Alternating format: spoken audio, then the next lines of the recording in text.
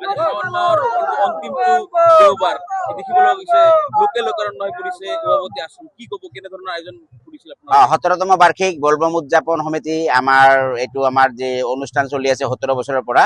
আৰু এইবাৰ আমাৰ আজি অন্তিম নিশা আপোনালোকে দেখা পাইছে যে ইয়াতে ভক্তৰ সমাগম কেনেকৈ হৈছে আজি ৰাতি 10 বজাৰ পৰা ৰাতিপুৱা 5 বজা মানে পুৱতি নিশালৈকে ভক্তৰ ঢল ইয়াতে হৈ থাকিব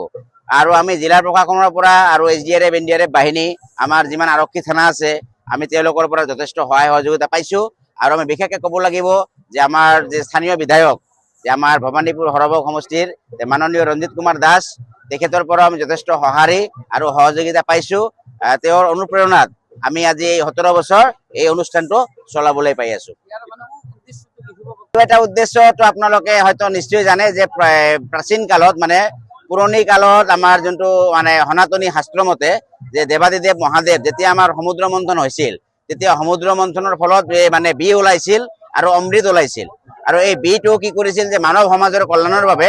দেৱাদিদেৱ মহাদেৱে নিজৰ কণ্ঠত মানে নিজৰ গলত ধাৰণ কৰিছিল আৰু এই যেতিয়া তেওঁ মানে নিজৰ কণ্ঠত এই বিটো ধাৰণ কৰিছিল তেতিয়া এই দেৱতাসকলে এই দেৱাদিদেৱ মহাদেৱৰ মানে মাথাৰ পৰা মূৰৰ পৰা এই বিটো নমুৱাবলৈ এই শাওন মাহতে তেওঁৰ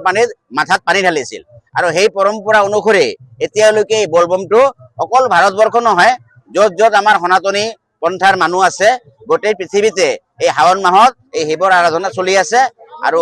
সকলো ভক্তসকলৰ এটা মানে আশ্বাস আছে যে তেওঁলোকৰ যিটো মনোকামনা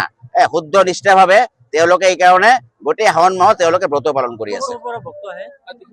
ইয়াতে অকল বৰপেটা জিলা নহয় সমগ্ৰ নামনি অসমৰ পৰাই ইয়াতে ভক্তৰ সমাগম হৈ আছে বিগত 17 বছৰৰ পৰা